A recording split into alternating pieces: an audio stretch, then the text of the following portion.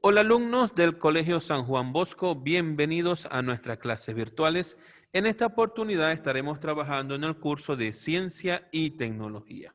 Hoy nos corresponde hablar del tema de los ecosistemas y las adaptaciones.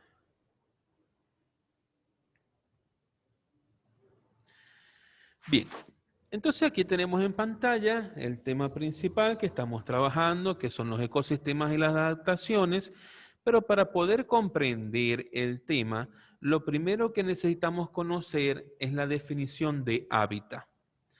Y hábitat es el lugar o espacio geográfico donde cada individuo encuentra todo lo necesario para vivir, resguardarse y reproducirse.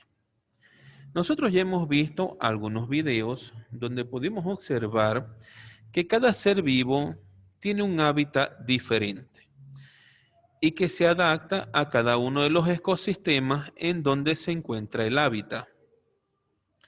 Si nos imaginamos un pez, sabemos que el hábitat del pez será el mar, el río, los océanos. Ese sería su ecosistema. Y el hábitat sería el espacio donde él se encuentra dentro de ese río o el espacio donde él se encuentra dentro de ese océano y que ese espacio le proporcione a él lo necesario para vivir, resguardarse y reproducirse. Imaginémonos entonces una lagartija, un reptil. Los reptiles habitan en el desierto porque ellos no requieren de tanta agua para sobrevivir. Y ahí los reptiles encuentran lo necesario para vivir. Pero imaginémonos entonces, ¿será posible que un pez pueda vivir en el desierto? ¿El pez encontrará en el desierto todo lo necesario para vivir? ¿O lo contrario? A ver, imaginémonos que un reptil vive en el río o en un océano. ¿Será que encontrará todo lo necesario para vivir? Es por eso que es importante las adaptaciones que han tenido cada uno de los seres vivos a los diferentes ecosistemas y específicamente al hábitat en donde ellos viven. En un ecosistema hay poblaciones que comparten un mismo hábitat. Es cierto, imaginémonos que estamos en el África y en el África podemos ver en esa gran selva que tenemos elefantes, que tenemos leones, que tenemos jirafas, que tenemos tigres y que todos viven en el mismo espacio geográfico.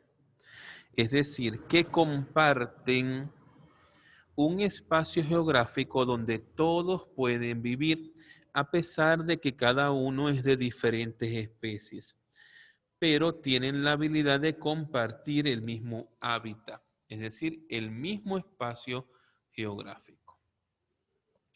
La adaptación es el conjunto de cambios que se han dado en un ser vivo, en una parte de su cuerpo o en su comportamiento para enfrentar las condiciones de su medio, sobrevivir y reproducirse.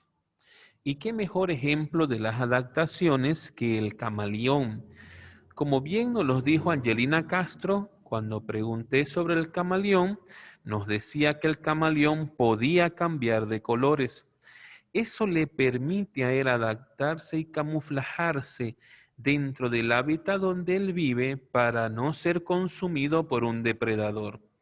Eso forma parte de lo que son las adaptaciones que ha sufrido el camaleón para poder adaptarse al medio ambiente que los rodea. Chicos, entonces es importante que en su cuaderno deben de copiar todo lo que tenemos en esta diapositiva que nos está hablando sobre el hábitat y las adaptaciones. Repito, todo lo que tenemos en esta diapositiva lo deben de copiar en su cuaderno. Las adaptaciones no solamente tienen que ver con el hábitat donde viven los seres vivos. recuérdate que como hablamos de ecosistemas, en el ecosistema intervienen dos factores. Lo dije en la introducción del tema y lo hemos visto ya en temas anteriores. Nosotros sabemos que un ecosistema es un conjunto que está formado principalmente por dos elementos. Estos elementos se conocen como factores. Son los factores bióticos y los factores abióticos. Dentro de los factores bióticos debemos entender lo que son todos los seres vivos. Y en los factores abióticos estamos hablando de lo no vivo. Eso quiere decir entonces que cuando los seres vivos se tienen que adaptar a un hábitat, a un espacio geográfico, se toman en cuenta el agua, la temperatura, el suelo, todo eso es tomado en cuenta para las adaptaciones. Es por eso que es importante también que los seres vivos deben de estar adaptados a las bajas o altas temperaturas dependiendo del lugar en donde ellos se encuentren. Y por eso podemos ver en pantalla lo que son las adaptaciones a la temperatura. Un ejemplo de adaptación a la temperatura son las orejas grandes de los elefantes. Sus orejas tienen gran cantidad de vasos sanguíneos que permiten que el calor fluya hacia el exterior. De esta manera, el animal mantiene su cuerpo fresco.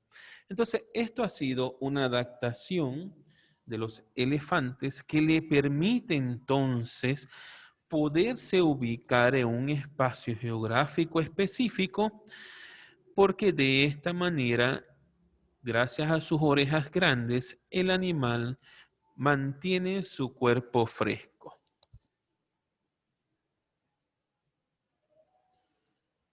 Bien, ahora vamos a ver cada una de las adaptaciones, puesto que nosotros tenemos diferentes ecosistemas.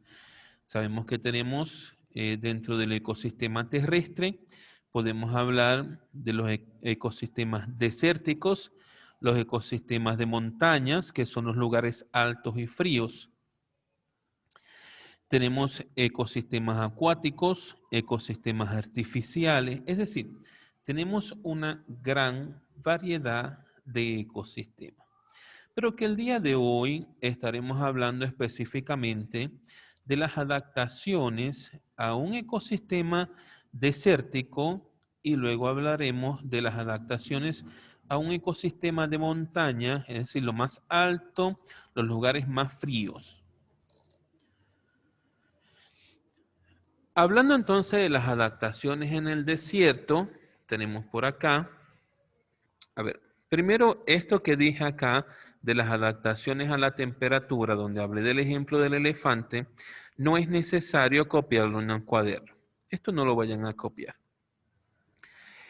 Las adaptaciones en el desierto, vamos a explicarlo, me dice, algunas plantas y animales pueden vivir en el desierto.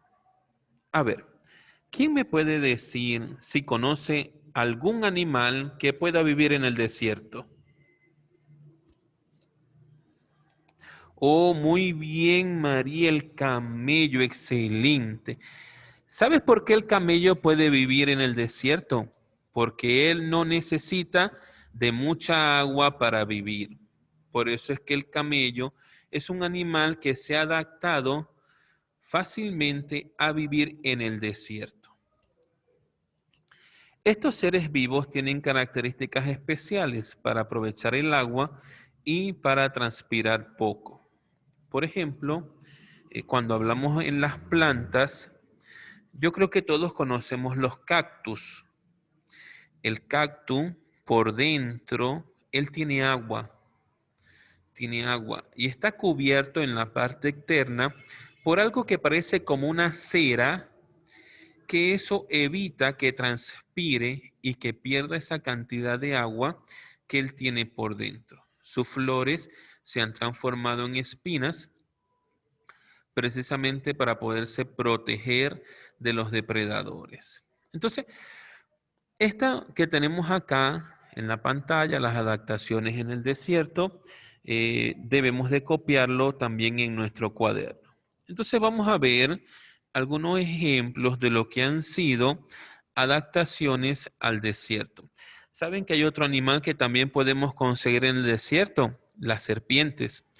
Hay serpientes que también pueden vivir en el desierto, puesto que ellas no necesitan de gran cantidad de agua.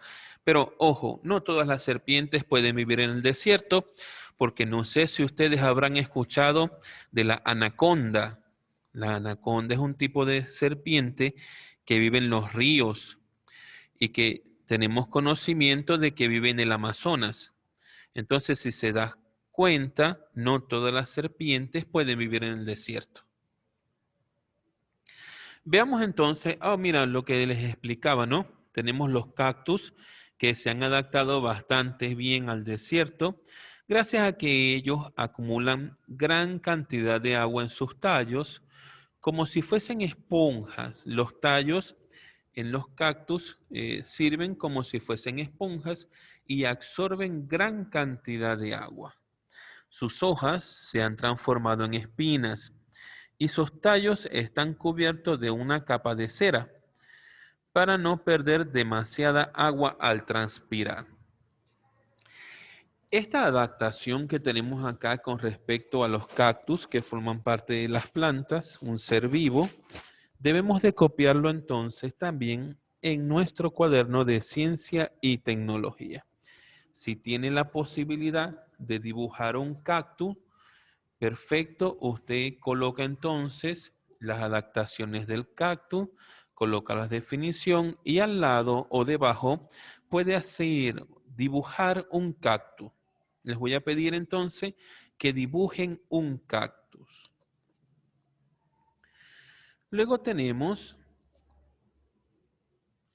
los algarrobos. Son árboles con hojas muy pequeñas que les sirven para no perder mucha agua.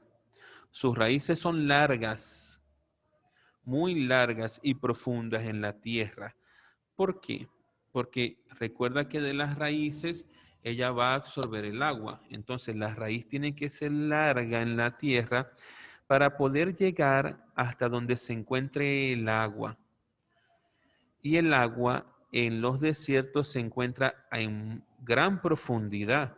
Entonces las raíces tienen que llegar muy abajo en el suelo para poder conseguir el agua que necesitan para poder vivir.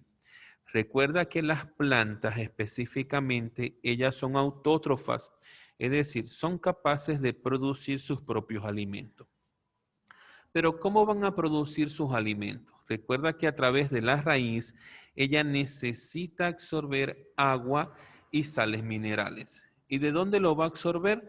Lo absorbe de la tierra. Ahora, imaginémonos la planta en el desierto. Sabemos que en el desierto la tierra está seca totalmente. Por lo tanto, las raíces tienen que ser profundas para llegar hasta donde esté el agua en la profundidad y poder entonces nutrirse de esa agua y absorber también las sales minerales que posteriormente ellos en conjunto se forman la savia bruta que correrá por toda la planta hasta llegar a las hojas y a través del proceso de la fotosíntesis, absorbiendo dióxido de carbono del exterior, y la luz solar, gracias a esto, lo convertirán en savia elaborada, que recuerden que la savia elaborada es el alimento de las plantas. Entonces es por eso que el algarrobo tiene que tener una raíz larga, profunda, para poder llegar hasta donde se encuentre el agua que necesita la planta para poder vivir. Un ejemplo de animal que se ha adaptado al desierto son las lagartijas. Tienen el cuerpo cubierto de escamas para evitar la pérdida de mucha agua. Presentan colores que les permiten camuflarse y esconderse de sus enemigos. Lo decíamos al principio, ¿no? Cuando hablábamos del camaleón, que el camaleón puede cambiar de colores para esconderse, camuflarse, evitar a sus enemigos. Pues lo mismo hacen las lagartijas. Presentan colores que le permiten camuflarse. Ahora, imagínate una lagartija que vive en el desierto, donde todo es de color marrón claro y que ella sea de color verde fosforescente. Oye, su depredador la va a conseguir fácilmente. Lo lógico de verdad es que estos animalitos han tenido la facultad de poderse adaptar al desierto y por eso los colores que ellos tienen son colores que pasan desapercibidos en el desierto porque de esta manera ellos evitan ser consumidos por sus depredadores. Eso con respecto a todo lo que tiene que ver a las adaptaciones en el desierto. Pero bien, me faltó decirles algo sobre el algarrobo. En esta parte del algarrobo hay que copiarlo también en el cuaderno y debes de hacer un dibujo del algarrobo. Recuerda copiar el contenido y hacer tu dibujo del algarrobo. Lo mismo tienes que hacer con la lagartija. Debes de copiar el contenido de la lagartija y hacer un pequeño dibujo de una lagartija. Yo sé que ustedes lo van a hacer y les va a quedar muy bonito. Hablemos entonces ahora de las adaptaciones en lugares fríos. Oye, mira cómo cambiamos, ¿no? Nos vamos de un ecosistema terrestre desértico a un ecosistema terrestre pero de montaña, muy alto, donde hace frío, donde podemos conseguir bajas temperaturas. Las adaptaciones en los lugares fríos. ¿Se recuerdan que en el video que vimos nos dimos cuenta que el cóndor vive en lugares altos, en montañas, donde hace frío? Porque ahí él puede hacer sus nidos y proteger a sus crías de los depredadores. Bien, veamos entonces cuáles son las adaptaciones en lugares fríos. En lugares como la puna, los animales y plantas se adaptan al intenso frío. Son fuertes vientos, heladas continuas y granizo. Ok, entonces acá tenemos, por ejemplo, la yereta crece pegada al suelo porque allí la temperatura no es tan baja. Además, sus tallos y hojas tienen forma de almohadilla que contienen aire más caliente que en el exterior. Y eso le permite entonces a la yereta mantener una temperatura que le permita sobrevivir a estos lugares tan fríos. Es decir, se ha adaptado de tal manera que puede conservar temperaturas un poco más altas a las que están en el exterior. Y esto le permite entonces sobrevivir a los lugares fríos. Un ejemplo de un animal que puede sobrevivir a los lugares fríos es la vicuña. ¿Y esto por qué? Fíjate que la vicuña tiene dientes afilados para cortar las plantas. Aunque estén secas las plantas, sus dientes son tan filosos que los pueden cortar. Es decir, que la vicuña se ha adaptado de tal manera que puede comer plantas aunque estén secas. Su pelo es de color de la vegetación para pasar desapercibidas por sus depredadores. Por último, tenemos el ichu. Se seca durante el invierno, sus hojas se ponen muy duras y pueden soportar el impacto del granizo. Durante el verano, cuando el clima es más cálido, reverdecen nuevamente. ¿Qué debemos de hacer en esta oportunidad? Como ya están copiando lo que son las adaptaciones al desierto y están dibujando una imagen de cada adaptación del desierto. Con respecto a las adaptaciones en los lugares fríos, solamente vamos a copiar el contenido. Es decir, copio las dos primeras líneas que tengo acá en la parte superior y escribo las características de la yereta, las características de la vicuña y las características del ichu. No tengo que hacer los dibujos. Aquí no tengo que hacer los dibujos. Y ahora, por último, vamos a trabajar lo que son las adaptaciones en otros ecosistemas. ¿Por qué? Porque nosotros sabemos que existen ecosistemas terrestres, ecosistemas acuáticos, ecosistemas mixtos. Dentro del acuático se caracterizan por dos, los que son de agua salada y los que son de agua dulce. Dentro de los terrestres también se clasifican en si son desérticos, si son de montaña, si son de selva, si son artificiales, si son urbanizados. Entonces, como hasta el momento solamente hemos visto dos tipos, que son los desérticos y los fríos, pero nos están faltando los demás. Entonces tenemos que ver las adaptaciones que se pueden dar en otros ecosistemas. Imaginémonos qué adaptaciones se podrán dar en el Polo Norte o qué adaptaciones se darán en un bosque, que no lo hemos hablado hasta el momento. Y es de lo que vamos a hablar acá para ya finalizar con el tema. Y tenemos las adaptaciones en otros ecosistemas. Los animales y plantas presentan adaptaciones especiales de acuerdo con el lugar que habitan. Por ejemplo, en los bosques, los árboles crecen muy alto para recibir mayor cantidad de luz. En las partes bajas del bosque, donde llega muy poca luz, las plantas tienen hojas más anchas. A ver, esto porque fíjate, los árboles que tienen hojas pequeñas han tenido que crecer muy alto para sobresalir y que a sus hojas les llegue la luz del sol. Pero los árboles que son más pequeños, se les dificulta entonces en el bosque que entre la luz del sol. Por supuesto que ellos han conseguido una adaptación. ¿Y cuál ha sido esa adaptación? Tener hojas mucho más grandes. Al tener hojas más grandes, a cualquier parte de la hoja que le llegue la luz del sol, le va a permitir hacer el proceso de la fotosíntesis. Entonces, por eso podemos notar que si vamos a un bosque, los árboles más altos tendrán hojas más pequeñas que los árboles más bajos. Y en el Polo Norte, hoy podemos observar allí un oso polar, ¿no? Pero sabemos que en el Polo Norte no solamente viven los osos polares, sino que también viven los lobos marinos.